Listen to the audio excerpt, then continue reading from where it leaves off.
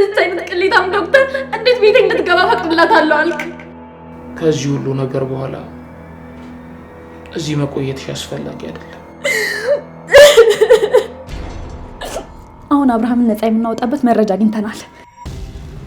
የኛን ቪዲዮ ስላሽ ምን መታመጪ መስሎሽ ነበር? ተሳስቼ ነው እባክህ ማረኝ። እነዛ ባለጌዎች ሲሳሳሙ አየኋቸው። ቆይ ግን ትንሽ እንኳን ሰው ያየናል ብሎ አይፈሩ? በማያገባሽ እንዳትገቢ ነግሬሽ ነበር እኮ። አንቺ ግን አሰሚ። ያንዳንዱ ንግግር እንደ ሾህ ልቤን እየወጋኝ ነው። ዲና በቃሽ። ሰሎሜን አታውቃትም፣ መጥፎ ሴት ናት። በፊትም ቢሆን ህይወቴን ስትበጠብጥ ነው የኖረችው። መረጃ አገኘሁኝ። አብርሃምን ለማማለል ሞክረሽ ጥሎሽ ወደ ክፍሉ ስለገባ ተናደሽ። ዲና ምን እጠራጠራለሁ? አንተ ጀዝባ እና ለሁለተኛ ጊዜ ነው ያመለጠች። ዛሬ የማይሆን ጸባይን ያሳየሁት። ዛሬ ደግሞ እንዴት ነው ያማረብህ? አላፈኩም እንዴ? ደህና ነሽ አይደል? ከዚህ በኋላ የቤቱን አደራ ሙሉ ለሙሉ ላንተ ሰጥቻለሁ። አንሳው።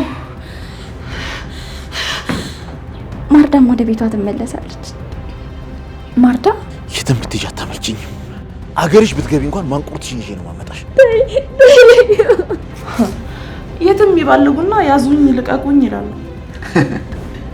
እገላለሁ ተሰይቶን እገላለሁ። አለቃ አሁንስ በዛ። ስጋ ብቻ